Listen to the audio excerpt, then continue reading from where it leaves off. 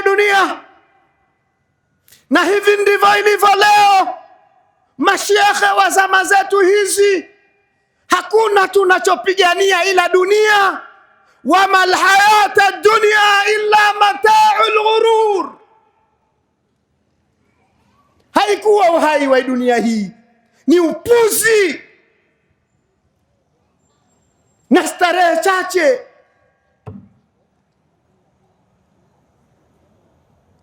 Mabwana, sisi ni mashahidi wa waliokuwepo katika mgongo huu wa ardhi, waliosimama kuipambania dunia, na leo wameondoka. Hakuna aliondoka ila wameacha walivyoviacha,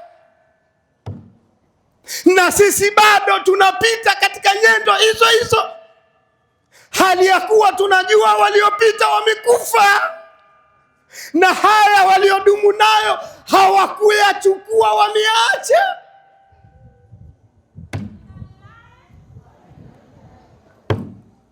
Sisi tutakuwa wageni wa nani?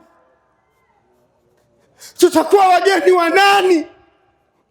Walimu wameacha kukaa kufundisha. Walimu leo wanakaa vijiweni kutengeneza majungu, kutengeneza fitna, kutengeneza mbinu za kuua Uislamu. Hawa ndio warithi wa Mtume, na wengine wanajinasibu kwamba wao ni watoto wa mjini.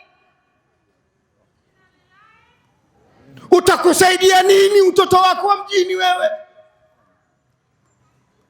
Aina Muhammad? Aina Muhammad? Wa aina shurafa lil shurafai? Aina? Aina? We nani? We nani? Utakaa ndani ya huu mgongo wa ardhi mpaka lini? Allah amekuahidi, walaqad jitumuna furada kama khalaqnakum awwala marra. Banu wa masakan,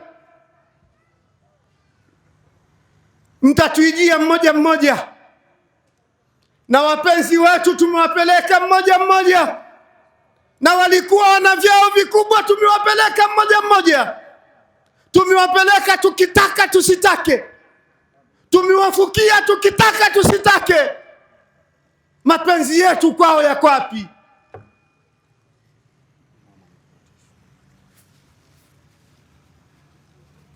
Yako wapi leo mapenzi yetu? Kwao yako wapi mapenzi? Zaidi ya kuwakosha, kuwasalia, kuwavisha sanda, mapenzi yetu ya mwisho ni kuwabeba kwenye mabega yetu. Mapenzi yetu ya mwisho ni kuwaweka kwenye tumbo la ardhi. Mapenzi yetu ya mwisho ni kuutota udongo na kuwafukia.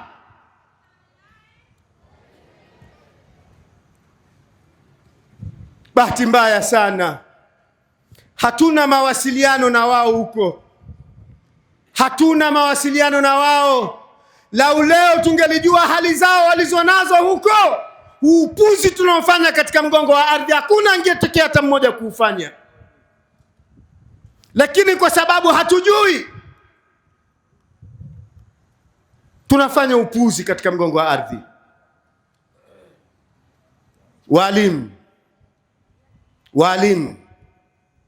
Walimu ni dira ya dini katika mkoa wa Singida. Simameni kwenye nafasi zenu.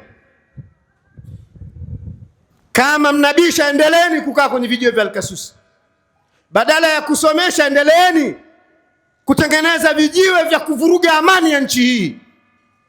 Kaeni kwenye vijiwe, endeleeni kuvuruga amani ya Waislamu ndani ya mkoa wa Singida. Eleweni laana za Mwenyezi Mungu zitakuwa juu yenu.